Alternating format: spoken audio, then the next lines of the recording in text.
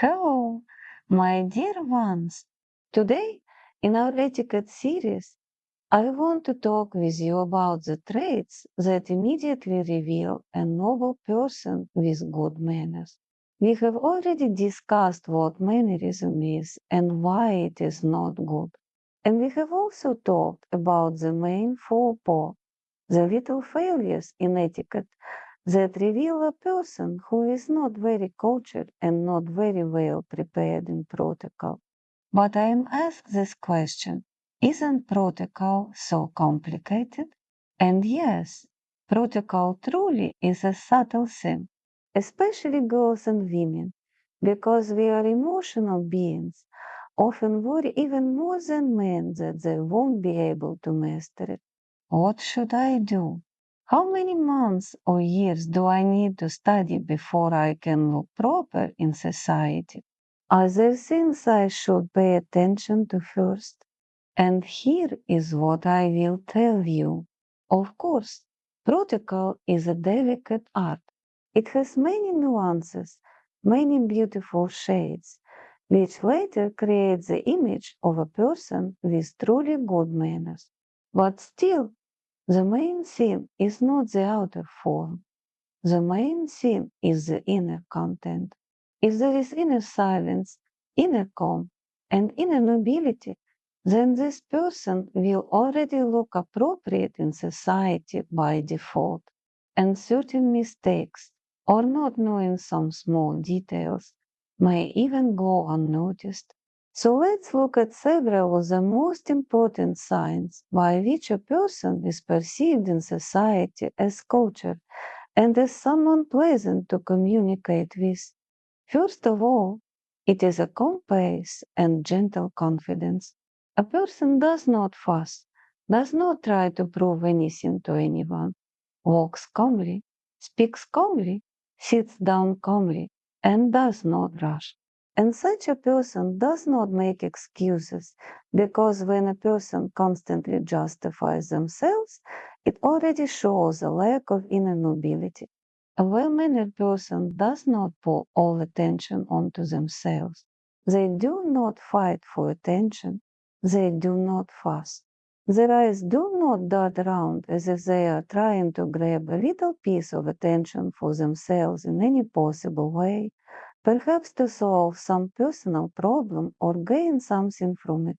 If a person does not do this, if they are calm, confident, unhurried, but also not deliberately slow, then that balance already makes them pleasant in society. It is a very good beginning on the path of protocol and etiquette. The second very important point is the ability to listen, not even to speak, but to listen. How does a person listen? Do they interrupt? Are they truly listening? Are they not looking at their phone when someone is speaking to them? If they are wearing headphones and someone approaches them, do they at least take the headphones off? Do they really listen attentively? Do they try to understand what is being said? Are they interested in the other person? If someone can listen like this, then society will also perceive them as a person with good manners. Another very important topic is minimum gestures. That means there is no constant touching, no constant fixing of the hair, adjusting clothes, waving the hands, or making loud gestures. At the table, people will forgive you more easily for not knowing how to use a certain utensil than for loudly dropping utensils onto the plate, making noise with them, chewing with your mouth open, speaking loudly, or laughing so loudly that you interrupt others. Sincere laughter is pleasant and good, but when everything is loud, demonstrative, exaggerated, and pulls attention onto you, it becomes unpleasant. But if a person is quiet, calm, and moderate, they are pleasant to communicate with, and they will be accepted as someone with good manners. Another very important point: a well-mannered, well-bred person is equally polite to everyone. It is not that someone sits there like a little angel, so sweet, so polite, But when a waiter or someone from the service staff approaches, they suddenly change and become arrogant.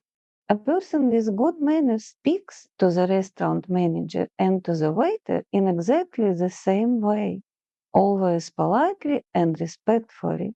If you communicate like that, you will be perceived as someone with very good manners. Another important point is tact. Do you have it?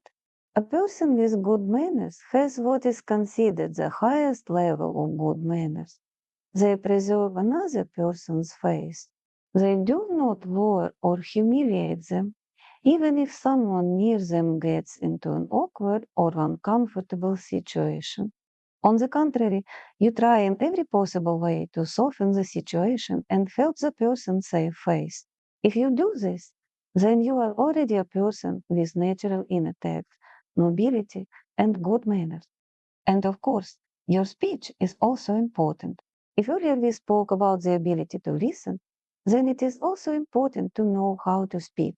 If you speak calmly, if you do not pressure people, if you are not categorical in your speech, if you ask guiding questions, but tactful questions, simply to help the other person open up in conversation, if you never ask unpleasant questions and never put someone into an uncomfortable position through your words, then of course you are a person with good manners.